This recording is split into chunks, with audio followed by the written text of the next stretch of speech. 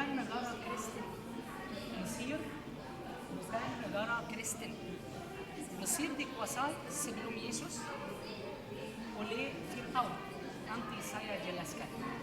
Lalu dijajah Yunani. Yang saya mau sampaikan kepada Bapak Ibu bagaimana Mesir menjadi negara Kristen. Yesus wafat di kayu salib. Yesus wafat di kayu salib tahun 30. Saat Yesus wafat di kayu salib, Yesus punya berapa rasul? 12 rasul. Berapa murid?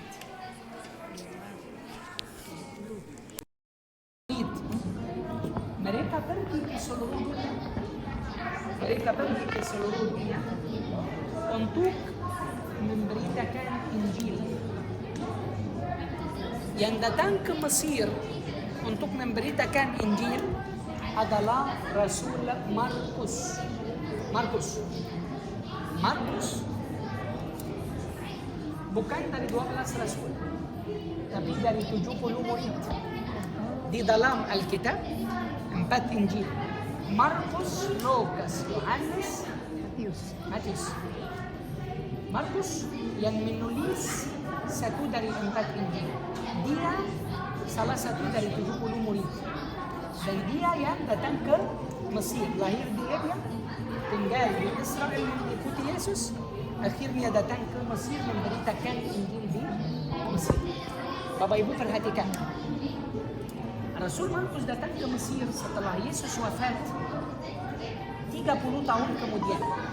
Yesus wafat tahun 30, Rasul Markus datang tahun 61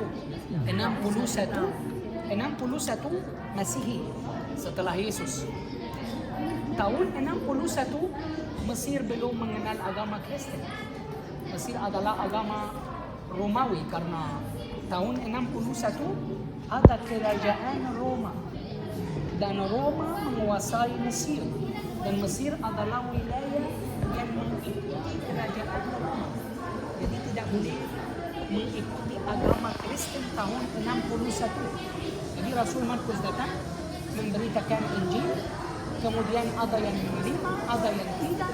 Dan Kaisar marah karena Kaisar Roma tidak membolehkan agama Kristen di Mesir.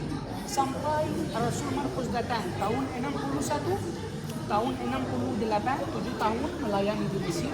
Banyak orang menerima agama Kristen, tapi Kaisar marah dan Kaisar membunuh Rasul Markus tahun 68 dan Rasul Markus dikuburkan di Mesir, di kota Alexandria, Mesir. Tapi dia memberitakan Injil di tanah Mesir. Sehingga dari tahun 68 mulai ada agama Kristen, tapi tetap tidak boleh juga. Karena kaisar-kaisar yang berkuasa di Mesir tidak membolehkan agama Kristen berdasarkan itu asal dari pemerintah. Abad pertama tidak boleh menjadi orang Kristen, tapi tetap sudah ada agama Kristen karena Rasul Markus. Abad kedua tetap tidak boleh menjadi orang Kristen.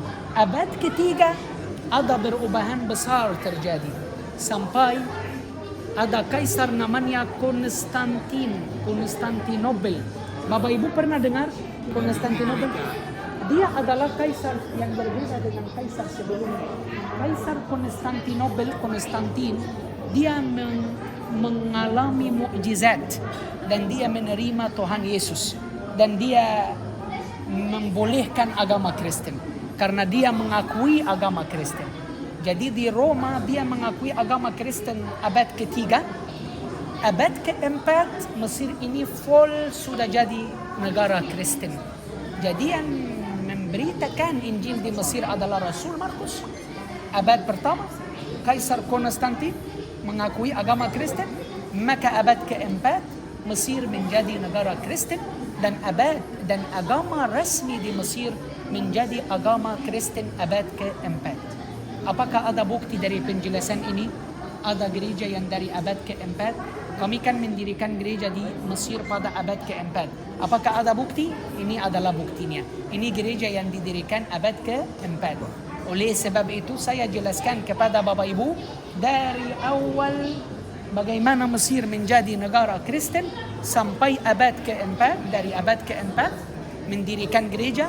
Ini adalah gereja asli, gereja mula-mula, gereja yang pertama, gereja yang didirikan abad ke-4, aliran yang pertama di dunia yang namanya Coptic Orthodox. Gereja ini gereja Coptic. Kata Coptic dalam bahasa Yunani artinya Mesir, dan dari kata Coptic muncul kata Egyptus, dan dari kata Egyptus muncul kata Egypt dalam bahasa Inggris yang berarti Mesir. Jadi Mesir dalam bahasa Inggris apa? Egypt. Dari mana muncul kata Egypt? Dari kata Egyptus. Dari mana muncul kata Egyptus? Dari kata Coptic yang berarti Mesir. Jadi kalau saya bilang saya Coptic Orthodox Mesir, berarti saya Orthodox Mesir. Mengerti? Jadi kata Coptic artinya Mesir. Saya jelaskan sesuatu yang sangat penting Bapak Ibu, sehingga Bapak Ibu bisa mengerti ini gereja bukan Katolik, bukan Protestan. Gereja ini adalah aliran pertama. Waktu Mesir menjadi negara Kristen, kami mendirikan gereja ini. Bentuknya apa gereja pertama? Bentuknya biasa. Bentuknya kita masuk ada kaca, itu untuk baptis. Lalu di dalam, ini namanya halaman. Ada 2 bagian di gereja Bapak Ibu. Bagian pertama, ini namanya halaman. Pak Pendeta pasti sudah tahu, karena sudah sering kali ke tempat ini, jadi sudah mengerti tentang gereja Koptik. Ini adalah bagian pertama, halaman. Bagian kedua itu di dalam, itu namanya ruang Maha Kudus. Di dalam ruang Maha Kudus ada altar untuk mengadakan misa. Kami sama seperti Katolik, karena abad ke-4 ketika Mesir menjadi negara Kristen, kami mengikuti Roma. Paus Roma Mesir sama. Abad ke-5 ada perubahan besar terjadi, ada debat terjadi sehingga terpisah Mesir dari Roma. Jadi Paus Mesir abad ke-5 kami sudah jadi gereja sendiri. Ada ibadah sendiri.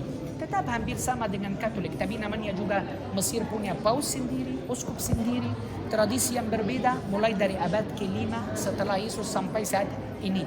Jadi kami Koptik Ortodoks Mesir walaupun minoritas sekarang karena mayoritas adalah Muslim, tapi kami adalah gereja sendiri.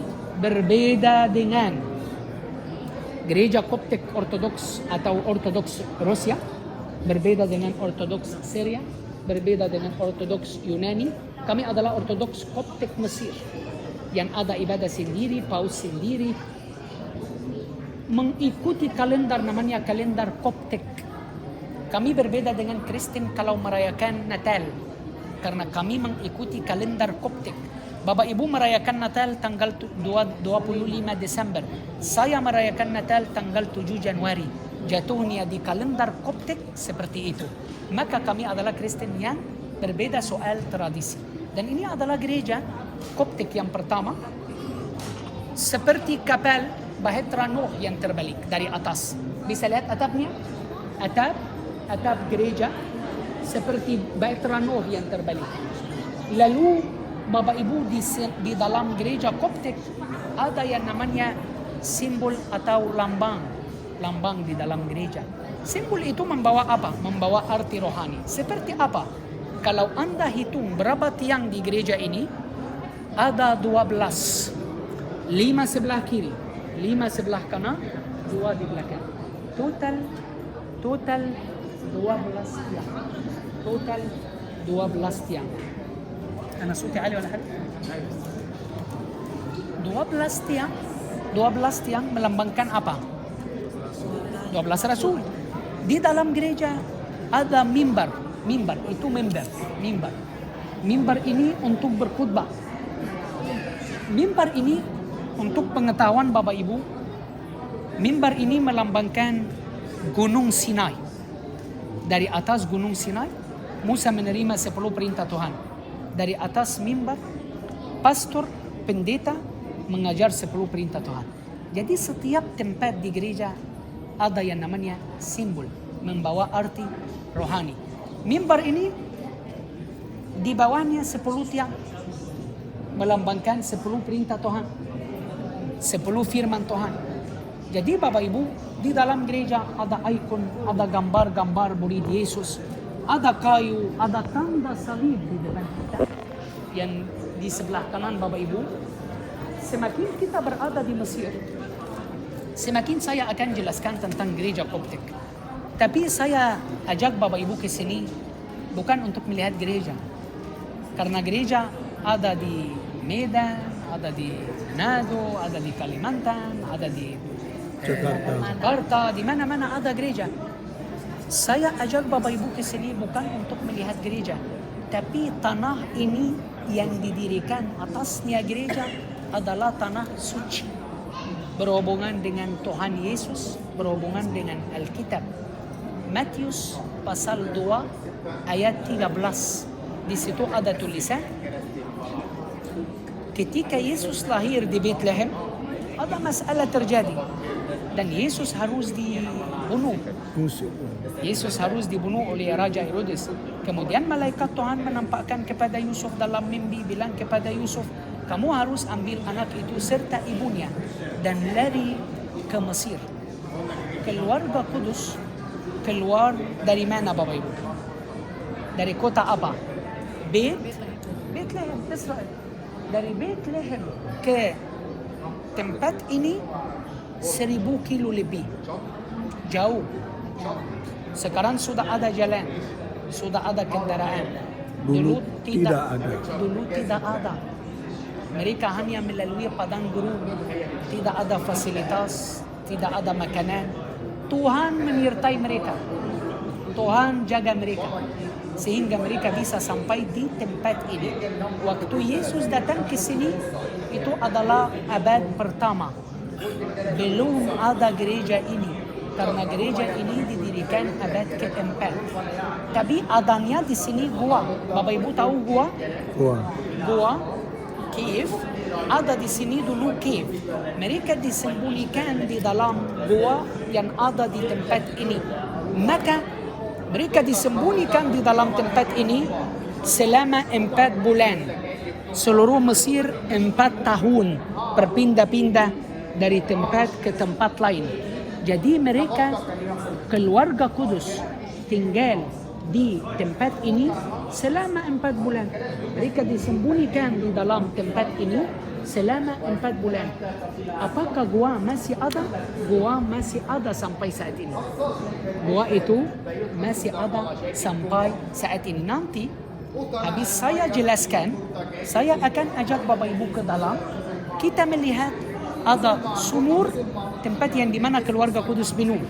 Dan kita turun tangga sedikit, kita melihat gua, itu adalah tempat yang dimana Yesus, Maria dan Yusuf, mereka pernah tinggal di dalam gua yang ada di tempat ini. Masuknya Bapak Ibu dari sebelah kiri. Nanti keluarnya ada pintu keluar otomatis, kita keluar, saya akan bantu jemput Bapak Ibu dari pintu keluar. Yang saya mau jelaskan sebelum Bapak Ibu melihat dan masuk, kita datang ke sini bukan karena ada gereja, tapi kita datang ke sini karena tempat ini tanah suci, berhubungan dengan Alkitab dan berhubungan dengan Yesus datang ke Mesir. Dari Mesir, ku panggil anakku. Ada nubuatan perjanjian lama digenapi di perjanjian baru. Dari Mesir apa artinya? Dari Mesir ku panggil anakku. Artinya Yesus diselamatkan di Mesir Bapak Ibu. Yesus diselamatkan di Mesir. Jangan lupa, tempat ini tempat suci.